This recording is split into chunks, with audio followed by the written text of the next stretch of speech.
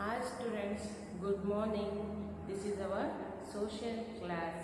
So in our social class, we discussed in our previous class related to the coastal plains and Iceland lesson. So in coastal plains and Iceland lesson, we discussing only the coastal plains. Related to coastal plains, we already discussed about the western coastal plain, and in our yesterday class we discussing the western coastal plain. So yesterday class, the life of the eastern coastal plains we discussing. So just two lines we discussing yesterday. So apart from this, remaining part of the eastern coastal plains people life we discussing now. Okay, now yesterday class ಅಲ್ಲಿ eastern coastal plains ಬಗ್ಗೆ discuss ಮಾಡ್ತೀವಿ. Eastern coastal plains ಅಲ್ಲಿ ಯಾವುದ್ರ ಬಗ್ಗೆ discuss ಮಾಡ್ತಾ ಇದ್ವಿ? Eastern coastal plains ಅಲ್ಲಿ the people of the life in eastern coastal plains ಅನ್ನ ಡಿಸ್ಕಸ್ ಮಾಡ್ತಾ ಇದ್ವಿ. ಅದರಲ್ಲಿ ಒಂದು 2 ಲೈನ್ಸ್ ಅಷ್ಟೇ ನಾವು ನೋಡಿದ್ವಿ. ರಿಮೈನಿಂಗ್ ಪಾರ್ಟ್ಸ್ ನಿನ್ನೆ ಕ್ಲಾಸಲ್ಲಿ ಸ್ಟಾಪ್ ಮಾಡಿದ್ದೆ ಅಲ್ವಾ? ಸೊ ಅದರ ಒಂದು ಮುಂದಿನ ಭಾಗವನ್ನು ನಾನು ಇವತ್ತಿನ ಕ್ಲಾಸಲ್ಲಿ ನಿಮ್ಮ ಜೊತೆ ಡಿಸ್ಕಸ್ ಮಾಡ್ತಿದ್ದೀನಿ ಮಕ್ಕಳ. Okay, so once we have to recall our yesterday class before starting the today's class. Okay, are you ready to listen the class? Very good. All of you open your textbook, page number 219. page number 219 ಅನ್ನು open ಮಾಡಿ. ನಾನು ಇವಾಗ ನಿಮಗೆ ಹೇಳ್ತಾ ಇರೋದು yesterday class ಅನ್ನು ನಾನು revise ಮಾಡ್ತಾ ಇದ್ದೀನಿ ಅಷ್ಟೇ. ಓಕೆ, ನಾವು ನಿನ್ನೆ ಕ್ಲಾಸಲ್ಲಿ the eastern coastal plain. The eastern coastal plain begins from West Bengal in the north. ಅಂದ್ರೆ ವೆಸ್ಟ್ ಬೆಂಗಾಲ್ ವೆಸ್ಟ್ ಬೆಂಗಾಲ್ ಪಶ್ಚಿಮ ಬಂಗಾಳದ ಉತ್ತರ ಭಾಗದಿಂದ ಹಿಡಿದ್ಬಿಟ್ಟು ಈ ಒಂದು ಯಾವುದು ದಕ್ಷಿಣ ಭಾಗದಲ್ಲಿ ಕನ್ಯಾಕುಮಾರಿವರೆಗೂ ಕೂಡ ಈ ಒಂದು eastern coastal plains ಹೆಂಡಾಗುತ್ತೆ.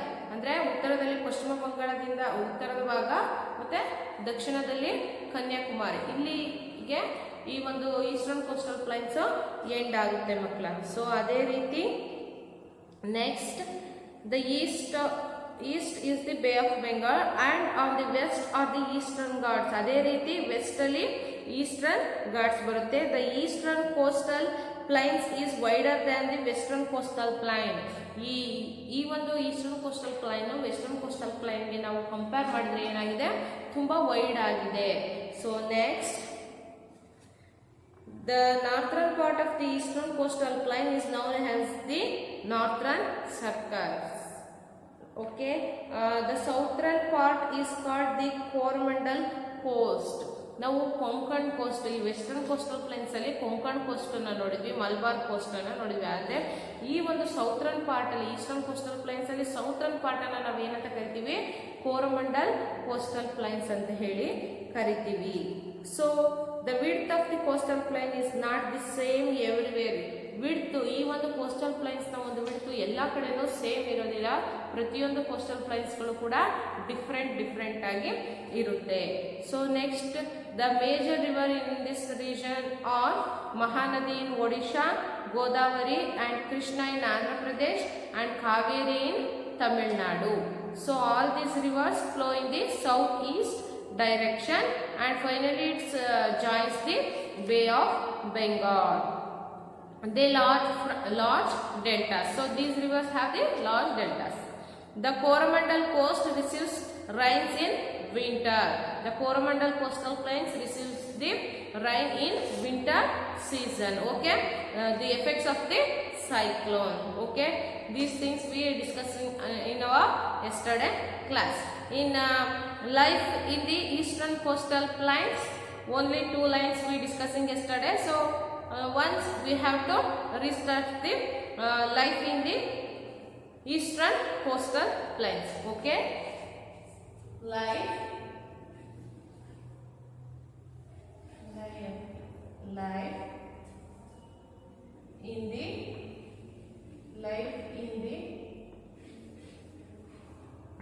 in the eastern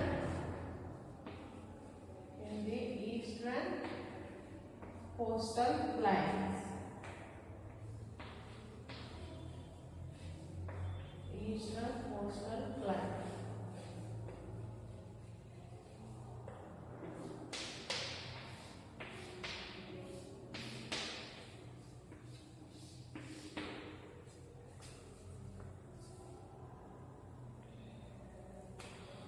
Okay, shall we start?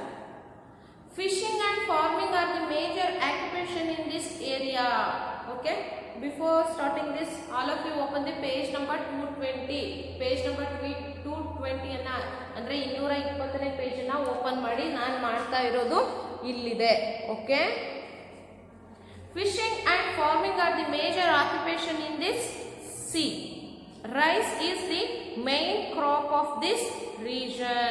Rice is the major crop of this region. ಅಂದ್ರೆ ಫಿಶಿಂಗ್ ಅಂಡ್ ಫಾರ್ಮಿಂಗ್ ಅಂದ್ರೆ ಮೀನು ಹಿಡಿತಕ್ಕಂಥದ್ದು ಮತ್ತೆ ಕೃಷಿ ಚಟುವಟಿಕೆಗಳು ಇಲ್ಲಿನ ಒಂದು ಜನರ ಪ್ರಮುಖವಾದಂಥ ಒಂದು ವೃತ್ತಿ ಅಥವಾ ಉದ್ಯೋಗ. ಅಲ್ಲಿನ ಜನರು ಮಾಡ್ತಕ್ಕಂಥ ಕೆಲಸ ಮೀನು ಹಿಡಿಯುವಂಥದ್ದು ಮತ್ತೆ ಹೊಲದಲ್ಲಿ ಬೆಳೆಗಳನ್ನ ಬೆಳೀತಕ್ಕಂಥ ಒಂದು ಕೆಲಸವನ್ನ ಮಾಡ್ತಾರೆ.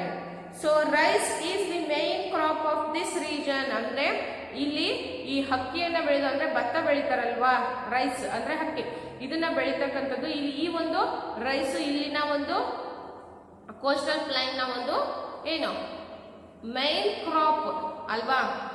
ಸೊ ಇಲ್ಲೆಲ್ಲ ಬಂದ್ಬಿಟ್ರೆ ಅಡಿಕೆ ಮೈನ್ ಕ್ರಾಪ್ ಆಗುತ್ತೆ ಅಲ್ವಾ. ಸೊ ಅದೇ ರೀತಿ ಈ ಒಂದು ಕೋಸ್ಟಲ್ ಪ್ಲೈನ್ ಅಲ್ಲಿ, ಯಾವ coastal plain, eastern coastal plain ಅಲ್ಲಿ rice is the main crop.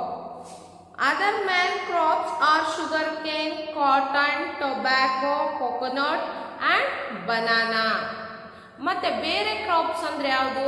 Coconut, banana ಅಂದ್ರೆ ಬಾಳೆ, ತಂಬಾಕು, ಹತ್ತಿ, ಕಬ್ಬು, ತೆಂಗು, ಇವೆಲ್ಲವೂ ಕೂಡ ಅದರ್ ಕ್ರಾಪ್ಸ್ ಅಂದ್ರೆ ಇವೆಲ್ಲ ಕ್ರಾಪ್ಸ್ ಅನ್ನು ಬೆಳೀತಾರೆ. ಅದರಲ್ಲಿ ಮೇನ್ ಕ್ರಾಪ್ ಅಂದ್ರೆ ರೈಸ್. ಗೊತ್ತಾಯ್ತಲ್ವಾ? ರೈಸ್ ಅನ್ನ ಬಿಟ್ಟು ಬಿಸೈಡ್ಸ್ ಆಫ್ ದಿಸ್ ಯಾವುದು? Sugar cane, cotton, tobacco, coconut and banana. The Chilka lake in Odisha, with its bird sanctuary is a major tourist attraction. Here Chilka lake in Odisha, in Odisha state ಅಲ್ಲಿ ಈ Chilka lake, Chilka ಈ ಸರೋವರ ಇದೆ ಅಲ್ಲ, ಇದು ತುಂಬಾ famous. So with its birds sanctuary ಅಂದ್ರೆ ಇದು ಒಂದು ಈ ಚಿಲ್ಕಾ ರಿವರ್ ಇದೆ ಅಲ್ವಾ, ಇದು ಒಂದು ಪಕ್ಷಿಧಾಮ. ಗೊತ್ತಾಯ್ತಾ? Next is A major tourist attraction. ಈ ಚಿಲ್ಕಾ ರಿವರ್ ಏನಿದೆ ಅಲ್ವಾ, ಇಲ್ಲೊಂದು ಸ್ಯಾಂಕ್ಚುರಿ ಇರೋದ್ರಿಂದ ಇದು ಒಂದು tourist attraction place. Next Durga Puja is a famous festival of West Bengal. Durga Puja is a famous festival of West Bengal. West Bengal ಅಲ್ಲಿ ದುರ್ಗಾ ಪೂಜಾ ಏನಿದೆ ಅಲ್ವಾ, ಇದು ಒಂದು main festival. So next Visakhapatnam is the most important seaport of the northern circles. Visakhapatnam is the most important seaport. ಈ ಒಂದು ವಿಶಾಖಪಟ್ಟಣಂ ಏನಿದೆ ಅಲ್ವಾ port, it is the main seaport. ಅಂದ್ರೆ ಇಲ್ಲಿ ನಾವು ವೆಸ್ಟರ್ನ್ ಕೋಸ್ಟಲ್ ಪ್ಲೇನ್ಸ್ ಅಲ್ಲಿ ಮುಂಬೈ ಇದೆ ಅಲ್ವಾ, Mumbai port it is the biggest port in our India ಅಲ್ವಾ. ಸೊ ಅದೇ ರೀತಿ ಈಸ್ಟರ್ನ್ ಕೋಸ್ಟಲ್ ಪ್ಲೇನ್ಸ್ ಅಲ್ಲಿ ಅಂದ್ರೆ ಈ ಪೂರ್ವ ಕರಾವಳಿ ಪ್ರದೇಶದಲ್ಲಿ ಈ ಒಂದು ಯಾವುದು ವಿಶಾಖಪಟ್ಟಣಂ ಇದೆ ಅಲ್ವಾ, ಇದು ತುಂಬಾ ಇಂಪಾರ್ಟೆಂಟ್ ಆಗಿರ್ತಕ್ಕಂಥ ಒಂದು ಸೀಪೋರ್ಟ್ ಅಂದ್ರೆ ಹಡಗು ನಿಲ್ದಾಣ, ಬಂದರು. So next west Chennai is the most important seaport of the Coromandel Coast. Chennai is the most important seaport of the Coromandel Coast. ಗೊತ್ತಾಯ್ತಲ್ವಾ? ಅದೇ ರೀತಿ ಈ ಒಂದು ಚೆನ್ನೈ ಪೋರ್ಟ್ ಇದು ಕೂಡ important seaport of the Coromandel Coast. Very important ports in eastern coastal plains ಅಥವಾ Coromandel coastal plains ಅಂದ್ರೆ ವಿಶಾಖಪಟ್ಟಣಂ ಮತ್ತೆ Chennai sea ports are the two important sea ports. Okay, in the Coromandel coastal planes. Okay, ಗೊತ್ತಾಯ್ತಲ್ವಾ ನಿಮ್ಗೆ? Next the river Kaveri forms its delta along the Coromandel coast in Tamil Nadu. Puducherry was once a French colony. ನೋಡಿ, ಈ river Kaveri ಇದೆ ಅಲ್ವಾ, ಈ ಕಾವೇರಿ ನದಿ it's forms A delta. ಅಂದ್ರೆ ಏನು, ಈ ಕಾವೇರಿ ನದಿಮುಖಜ ಭೂಮಿಯನ್ನ ಯಾವುದರ ಸುತ್ತ, ಈ ಪುದುಚೇರಿ ತಮಿಳುನಾಡು ಮತ್ತೆ ಈ Pondicherry Puducherry both are same. Okay, ಈ ಪಾಂಡಿಚೇರಿ ಮತ್ತೆ ಈ ತಮಿಳುನಾಡು ಈ ಎರಡೂ ಪ್ರದೇಶದ ಜೊತೆಗೆ ಈ ಕೋರಮಂಡಲ್ ಕೋಸ್ಟಲ್ ಪ್ಲೈನ್ಸ್ ಅಂದ್ರೆ ತಮಿಳುನಾಡು, ಪುದುಚೇರಿ ಮತ್ತೆ ಈ ಕೋರಮಂಡಲ್ ಕರಾವಳಿ ತೀರ ಪ್ರದೇಶದ ಉದ್ದಕ್ಕೂ ಕೂಡ ಈ ಕಾವೇರಿ ನದಿ ತನ್ನ ಒಂದು ಡೆಲ್ಟಾ ಅಂದ್ರೆ ನದಿಮುಖಜ ಭೂಮಿಯನ್ನ ಕ್ರಿಯೇಟ್ ಮಾಡುತ್ತೆ. So next was once A French colony. ಅಂದ್ರೆ ಏನು, ಫಸ್ಟ್ ಈ ಫ್ರೆಂಚರು ಡಕ್ಕರು ಅಂತ ಎಲ್ಲ ಹೇಳ್ತಾರಲ್ವಪ್ಪ. ಸೊ ನೀವು ಮುಂದೆ ಹೋದಾಗ ಇದೆಲ್ಲ ಗೊತ್ತಾಗುತ್ತೆ ನಿಮಗೆ. ಈಗ ನಿಮಗೆ ಏನು ಕಾನ್ಸೆಪ್ಟ್ ಅನ್ನ ಅರ್ಥ ಮಾಡ್ಕೋಬೇಕಷ್ಟೇ. ನೀವು ತುಂಬಾ ಡೀಪ್ ಆಗಿ ತಿಳ್ಕೊಳ್ಳೋದು ಯಾವಾಗ, ಮುಂದೆ ನೀವು ಹೈಯರ್ಗೆ ಹೋದಾಗ ನೀವು ಇನ್ನೂ ಹೆಚ್ಚನ್ನ ತಿಳ್ಕೊಂತ ಹೋಗ್ತೀರಾ. ಸೊ ಅದೇ ರೀತಿ ಫ್ರೆಂಚ್ ಕಾಲೋನಿ ಅಂದ್ರೆ ಏನು, ಇದು ಫ್ರೆಂಚರ ಒಂದು ವಸಾಹತು ಕೇಂದ್ರ ಆಗಿತ್ತು. ಅಂದ್ರೆ ಅವರ ಒಂದು ಹೆಡ್ ಆಫೀಸ್ ಟೈಪ್, ಗೊತ್ತಾಯ್ತಲ್ವಾ. ಸೊ ಫ್ರೆಂಚ್ ಕಾಲೋನಿ ಅಂದ್ರೆ ಫ್ರೆಂಚರ ಒಂದು ವಸಾಹತು ಕೇಂದ್ರವಾಗಿತ್ತು. So now it is a union territory.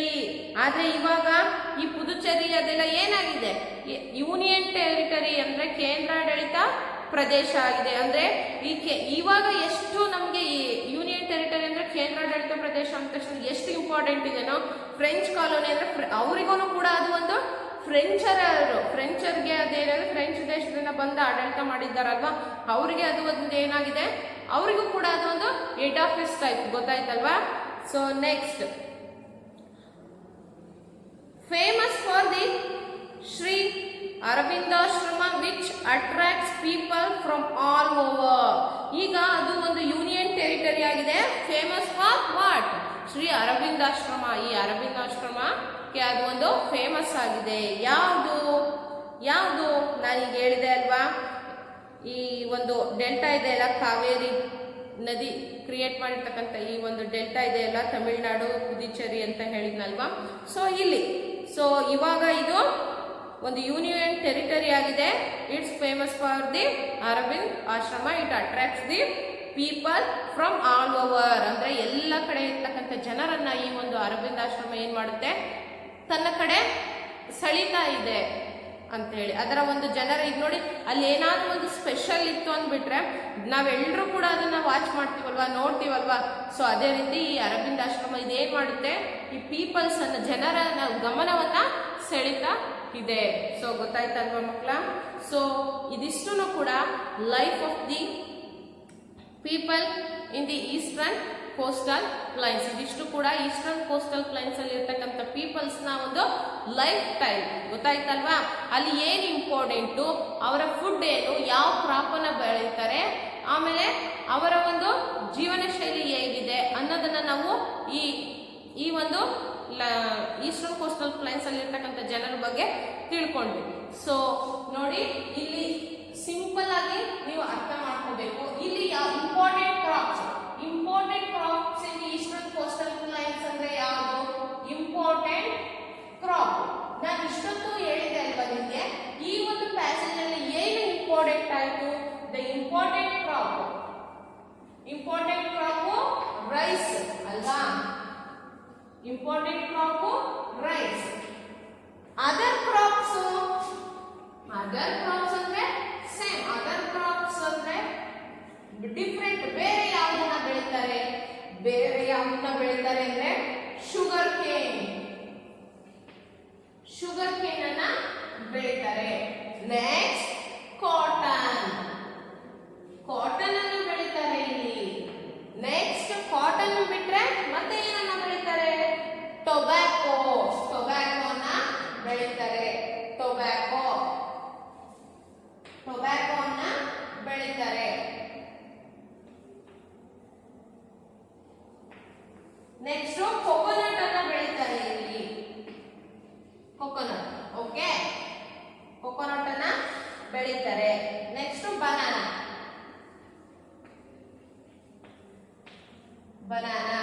These are the other crops in the eastern coastal plains. ಗೊತ್ತಾಯ್ತಲ್ವಾ ನಿಮಗೆ? ಸೊ ಇಲ್ಲಿ ಇಂಪಾರ್ಟೆಂಟ್ ಕ್ರಾಪ್ ಅಂದ್ರೆ ರೈಸ್, ಅದರ್ ಕ್ರಾಪ್ಸ್ ಅಂದ್ರೆ ಯಾವುದು? Sugar cane, cotton, tobacco, coconut, banana. ಗೊತ್ತಾಯ್ತಲ್ವಾ?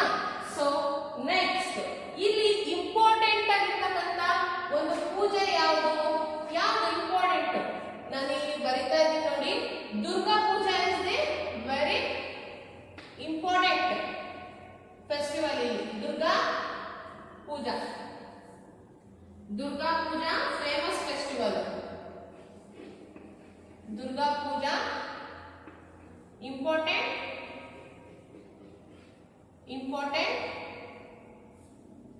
Durga Puja important festival.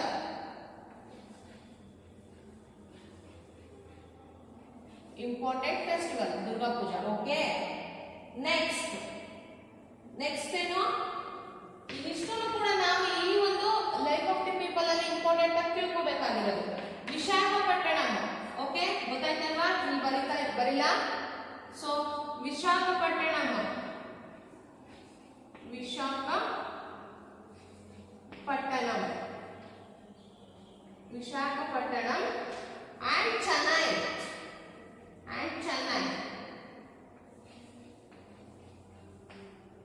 and Chennai. Seaports are very important. Seaports are very important. Okay. ಈ ಒಂದು eastern ಅಥವಾ Coromandel coastal planes ಅಲ್ಲಿ ವಿಶಾಖಪಟ್ಟಣಂ ಮತ್ತೆ Chennai sea ports are very important. ನಿಮಗೆ ಗೊತ್ತಾಯ್ತು ಅಲ್ವಾ ಇವಾಗ? ಸೊ ದುರ್ಗಾ ಪೂಜಾ ಇಲ್ಲಿ important festival. Rice main crop ಆಗಿ ಬೆಳೀತಾರೆ. Sugar cane, cotton, tobacco, coconut, banana ಇದನ್ನ ಏನ್ ಬೆಳಿತಾರೆ? ಅದರ್ ಕ್ರಾಪ್ಸ್ ಗಳಂದ್ರೆ ಇಷ್ಟನ್ನು ಕೂಡ. ಅದೇ ರೀತಿ Visakhapatnam and Chennai sea ports are very important. ಗೊತ್ತಾಯ್ತಲ್ವಾ? ಇವಿಷ್ಟನ್ನ ನೀವು ಯಾವುದು life of the eastern coastal plains ಅಲ್ಲಿ ಅಂದ್ರೆ ಏನು ಅಂದ್ರೆ ನಿಮಗೆ ಇಷ್ಟ ಆದ್ರೆ ನಿಮಗೆ ತಿಳ್ಕೊಬೇಕಲ್ವಾ? ಇಷ್ಟನ್ನ ನಿಮ್ಮ ಮೈಂಡ್ ಅಲ್ಲಿ ಇಟ್ಕೊಂಡ್ರೆ ನಾವು ಯಾವ ಕ್ವಶನ್ಸ್ ಕೇಳಿದ್ರು, ಯಾವ ರೀತಿ ಟ್ವಿಸ್ಟ್ ಮಾಡಿದ್ರು ನಿಮ್ಗೆ ಆನ್ಸರ್ಸ್ ನ ಬರೆಯೋದಿಕ್ಕೆ ಹೆಲ್ಪ್ ಆಗುತ್ತೆ ಮಕ್ಕಳ. ಸೊ ನಿಮಗೆ ಗೊತ್ತಾಯ್ತಲ್ವಾ ಯಾವ ರೀತಿ ಲೈಫ್ ಸ್ಟೈಲು ಇದೆ ಈ ಈಸ್ಟರ್ನ್ ಕೋಸ್ಟಲ್ ಪ್ಲೈನ್ಸ್ ಪೀಪಲ್ಸ್ ಅಂತೇಳಿ. ಅದೇ ರೀತಿ ಇಲ್ಲಿ ಫಿಶಿಂಗ್. ಓಕೆ, ಇದಿಷ್ಟು ಅರ್ಥ ಆಯ್ತಲ್ವಾ ನಿಮ್ಗೆ? ಸೊ ಇಲ್ಲಿ ಬರಿತಾ ಇದ್ದೀನಿ ನೋಡಿ ಮಕ್ಕಳ. Fishing with the agriculture, the fishing is also very important occupation. Okay, fishing and farming ಅಂತ ನಿಮಗೆ ಆಲ್ರೆಡಿ ಗೊತ್ತಾಗಿದೆ. Farming, fishing and farming is the main occupation. Okay, the main occupation. So ಗೊತ್ತಾಯ್ತಲ್ವಾ ನಿಮ್ಗೆ? ನಿಮ್ಗೆ ಏನು ಕನ್ಫ್ಯೂಷನ್ಸ್ ಇಲ್ಲ ಇದಕ್ಕೆ ಸಂಬಂಧಪಟ್ಟಾಗ ಅಂತ ನಾನು ಅನ್ಕೊಳ್ತೀನಿ. So fishing and farming is the main occupation. ಇದಿಷ್ಟು ಕೂಡ life of the eastern coastal plains people. ಗೊತ್ತಾಯ್ತಲ್ವಾ? ಅವರ ಲೈಫ್ ಸ್ಟೈಲ್ ಕೂಡ ನಮ್ಮ ಲೈಫ್ ಸ್ಟೈಲ್ ತರನೇ ಇದೆ. ಆದ್ರೆ ಅಲ್ಲಿ ಅದು ಕರಾವಳಿ ಪ್ರದೇಶ ಆಗಿರೋದ್ರಿಂದ ಏನಾಗುತ್ತೆ ಮಕ್ಕಳ?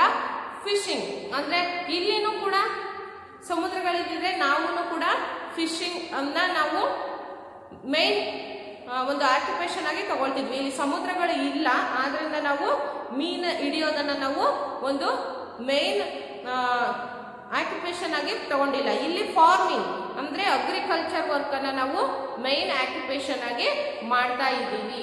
ಸೊ ಇದಕ್ಕೆ ರಿಲೇಟೆಡ್ ನಿಮ್ಗೆ ಏನಾದರೂ ಡೌಟ್ಸ್ ಇದ್ರೆ ನನಗೆ ಕೇಳಬಹುದು. ಗೊತ್ತಾಯ್ತಲ್ವಾ ನಿಮ್ಗೆ? So next the river Kaveri, it creates the very large delta around the Coromandel coastal plains. Okay, ಗೊತ್ತಾಯ್ತಲ್ವಾ? Next here Sri Aurobindo Ashrama, it is the main attract place in this delta regions. ಗೊತ್ತಾಯ್ತಲ್ವಾ? It is also famous union territory. ನಿಮ್ಗೆ ಇದಿಷ್ಟು ಕೂಡ ಅರ್ಥ ಆಯ್ತು ಅಂತ ನಾನು ಅನ್ಕೊಳ್ತೀನಿ. ಸೊ all of you put an small hyphen or put an small right mark in front of the word over. ನಾನು ಇಲ್ಲಿಗೆ ಇವತ್ತಿನ ಕ್ಲಾಸ್ ಅನ್ನ ನಿಲ್ಲಿಸಿದ್ದೀನಿ. ನೆಕ್ಸ್ಟ್ ಕ್ಲಾಸ್ ಅಲ್ಲಿ ನಾನು ಇದರ ರಿಮೈನಿಂಗ್ ಪಾರ್ಟ್ ಅನ್ನ ನಿಮಗೆ ಮಾಡ್ತೀನಿ ಮಕ್ಕಳ. Thank you.